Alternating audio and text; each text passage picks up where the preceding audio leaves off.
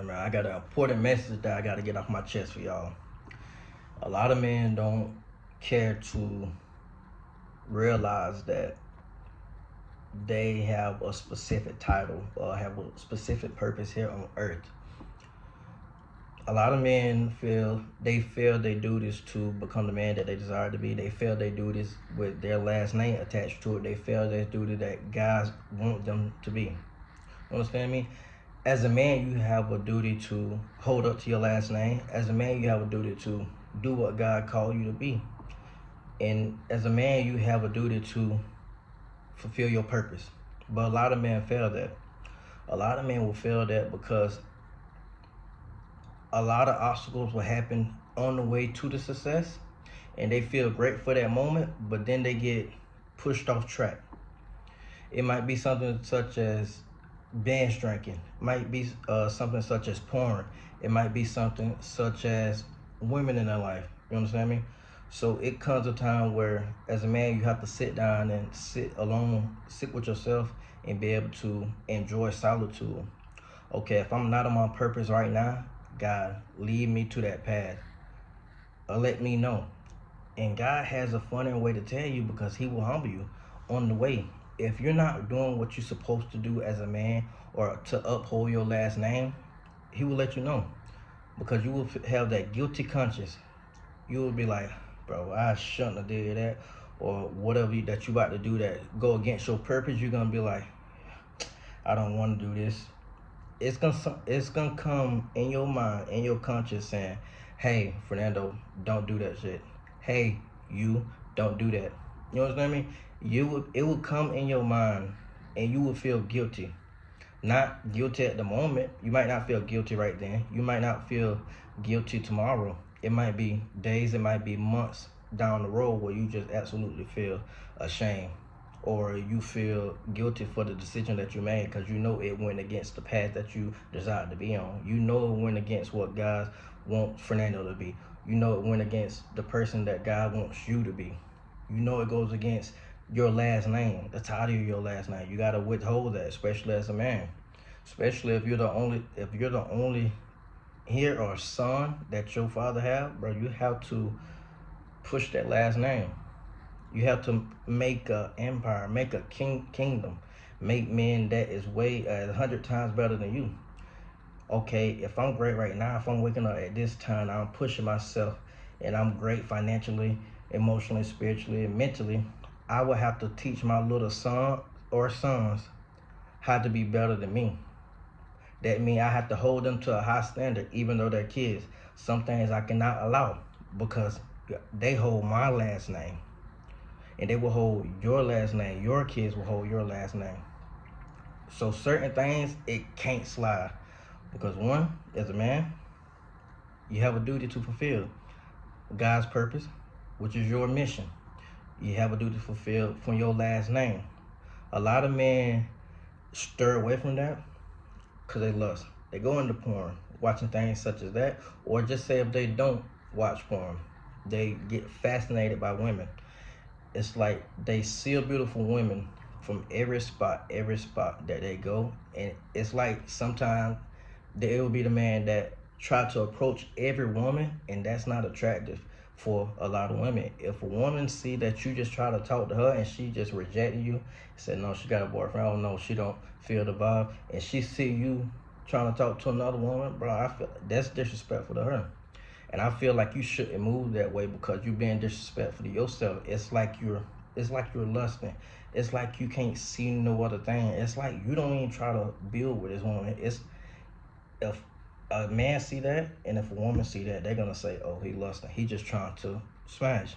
He's not trying to do anything else. He's not trying to build a legacy. He's not allowing me to carry his kids. You understand me? A man, he's on a mission, but it's not God's mission. It's not his mission. He's just trying to get short pleasure. That's how a lot of men fall off. But I don't want nobody to fall in that trap. Do what you have to do to become the man that you desire to be. It's going to be a lot of early mornings, late nights. It's going to be a lot of lessons learning throughout the journey. You're going to have to fail. You're going to have to bump your head. You're going to have to go against the person you are right now.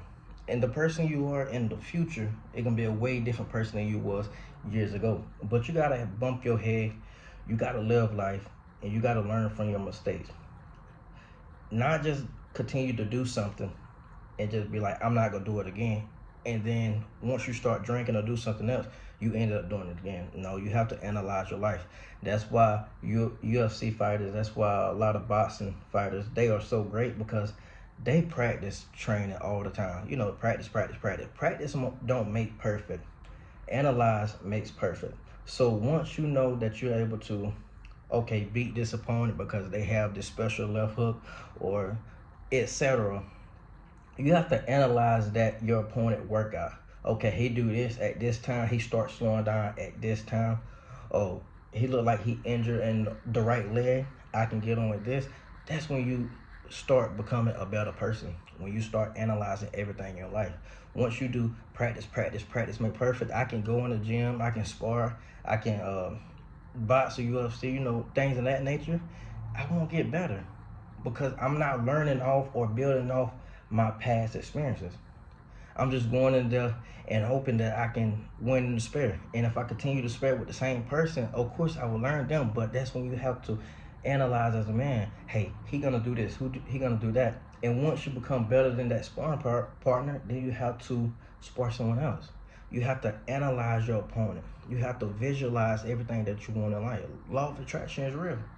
A lot of y'all don't believe in that, but it actually is it's a great tool to use. Once you see it and feel it, I guarantee you it'll come to life. Nothing in this world that you see wasn't thought of. Everybody had to think of something. Everybody had to think of this camera, this video. Everybody had to think of things in my background. I had to think about the muscles that I have. You understand me?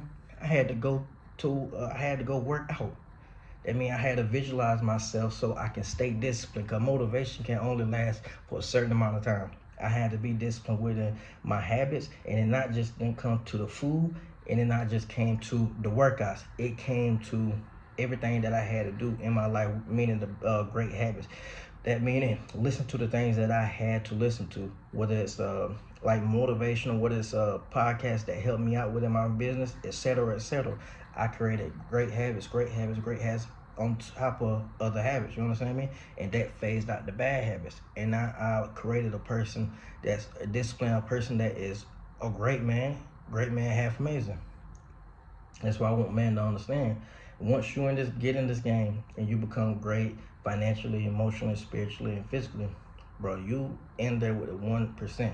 It's people that are overweight that have money. Okay, that's fine, but it's rare to have money, to be killing shit in life as a man, and to have that beach body, that beach figure body. I'm not saying go in there and have fully shredded abs and, you know, toned out, but I'm telling you, it's a certain way that if you create the person that you desire to be, people are gonna look at you a specific way.